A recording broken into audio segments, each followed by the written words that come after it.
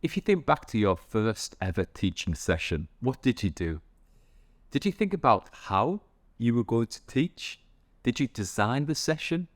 Or did you revert back to your experience as a learner and just go ahead and deliver it in that way? Many of us tend to teach how we ourselves were taught, but the problem is that many of us will have received most of our formal education in the traditional teacher-led or lecturing approach.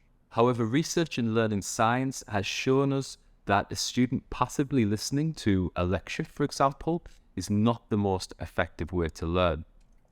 So in order to design more effective learner-centered experiences, we need to move from that teacher-led to more learner-centered approaches. In this video, we'll introduce the concept of active learning as an approach to engage our learners to provide deeper, more meaningful learning experiences. Okay, so to start with, let's consider how we learn. If we consider learning as a two-sided coin, one side of the coin is the process of receiving information.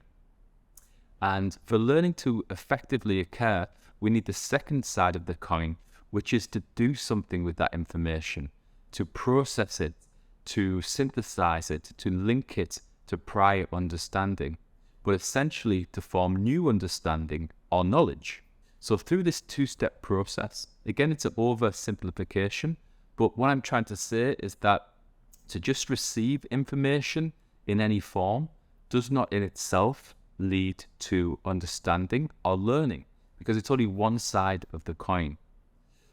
Therefore, the most effective approach to learning is to do something with that information being received, to apply it, to critically think and discuss, to practice or create something. And this is active learning. So how can we introduce active learning into our teaching? Well, let's consider RAT.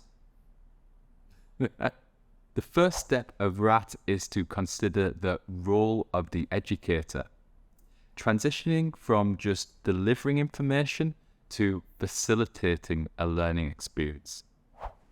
Then start small by introducing an active learning activity to experiment with and build upon over time.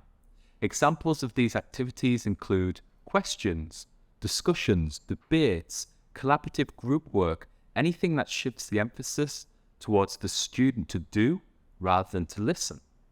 Active learning activities are a gentle shift to achieve what's known as interactive lecturing or interactive tutorials. But eventually you might want to try a more impactful shift by redesigning your session around an active learning technique, such as peer instruction, team-based, problem-based, project-based, case-based, or scenario-based learning, for example. And we'll delve deeper into these and other active learning techniques in other videos. So if you'd like to create more effective learning opportunities in your teaching, consider RAT. To step aside and give your students more opportunity to synthesize, analyze, and apply information, you can start small with an active learning activity and build over time to introduce active learning techniques.